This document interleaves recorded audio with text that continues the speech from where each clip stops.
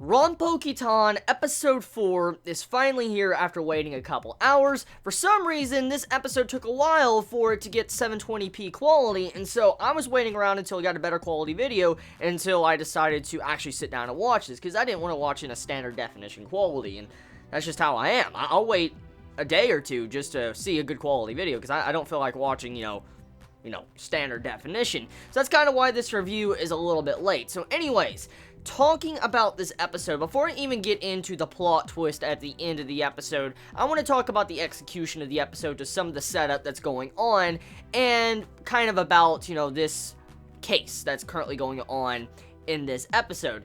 So, one thing I want to mention is the autopsy. The autopsy scene in this episode is something I really want to discuss, because after we saw the first autopsy a couple episodes back, I think it was episode 2 or maybe episode 3, it was one of those, we got to see the autopsy of how it was done, and then we get to see it once again. This is the second time we see an autopsy, and we get to see it once again pop up at the beginning of the episode.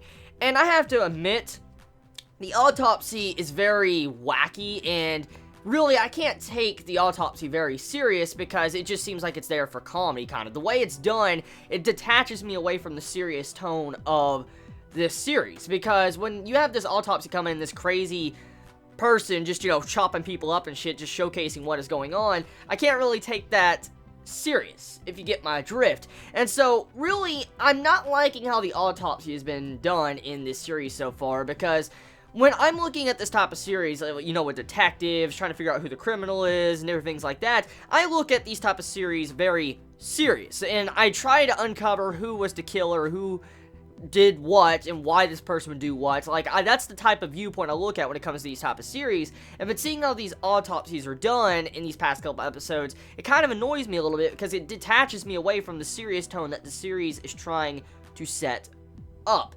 So, hopefully, in the next couple episodes, or the next couple cases, or whatever, the autopsy is kind of either completely removed, or it kind of tones down the comedy and tries to be a little bit more serious, because it really just, it's very weird with that tone shift right there. That feels very out of place with this episode and the series in general. So, anyways, moving past that, so, we have a new killer that is introduced with this week's episode that continues the Monster of the Week formula. We have a killer that's called 20 Faces, and supposedly the killer's motive is to hunt down criminals that have kind of gotten away from justice. For instance, the dude that we saw in last week's episode that was a fucking bastard and killed little girls, well, in the episode we get a, little showcase of how he gets to leave jail, and it was kind of just there to throw him out as bait, because the dude actually was going to go to jail for life, but the dude got out of prison, and you had it to where 20 Faces went after this dude and instantly attacked this guy.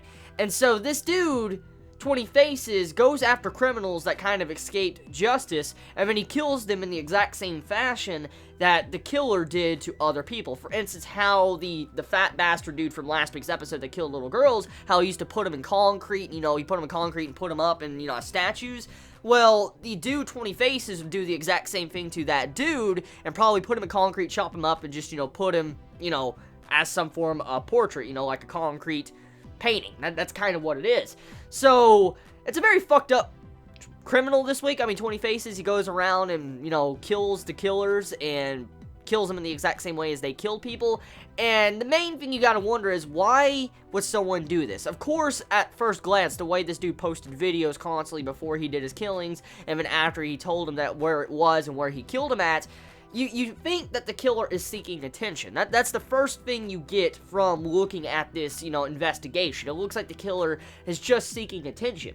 But after looking at the outsider's perspective from different perspectives at the end of the episode, you can really start keying in all these little dots of who committed the crime, because there was way too much information going on. For instance, the way the killer knew so deep down how well some of these killers were killing people. For instance, like dismemberment, burning. There's so much information that this killer 20 Faces had that normal people should not have had. That's what I instantly looked at. I'm like, there's no way that this 20 Faces is just a random dude, because this guy knows way too much information about what is going on with these murderers. And so it kind of makes a lot of sense how it was a cop that got corrupted and then became that killer.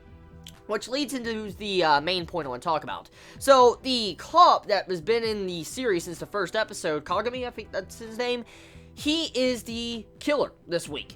And I don't really think the dude, Kagami, is going to disappear completely from the series. I don't think he is, because in this week's episode, the series decided to go out of their way to introduce us to a different type of prison for different type of criminals. For instance, criminals that are very useful for investigations. And we see, this one girl that's kind of like a Super M and also Super S, the way she was acting to those dudes, how she was kicking them aside, so she's an M and an S.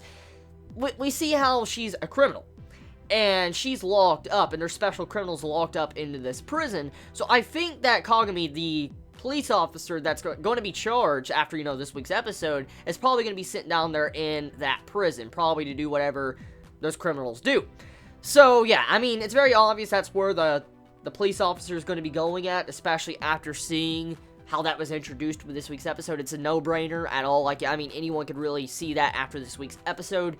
But, I mean, Ranpo Kitan, the episode overall, it was an average episode. I really hope we go back to a little bit more exquisite cases, because I really like the case from the first 2 episodes of Ranpo Kitan. It was a really cool case. I loved the way, the human chairs were done, because it was just very different and unique, and it had this different presence about it from these previous 2 cases. I mean, the last case was very fucked up with, the little girls, but it was just fucked up, and as I said in my last video, my last review, it was nothing too hard to kind of figure out or anything intelligent when it came to investigation standards, and then this week's episode wasn't really that hard as well. It was very easy to tell who the killer was at the end of the episode, so I was kind of upset about that as well. So I really do hope Ranpo Kitan goes over to a more, I guess, serious investigation approach very soon, especially with some of the material. I've heard that this is based off an actual book, and so I'm willing to bet, since this is an anime, it's trying to tone down some of the darker themes that the book actually has. So I do hope that in the next couple of cases we get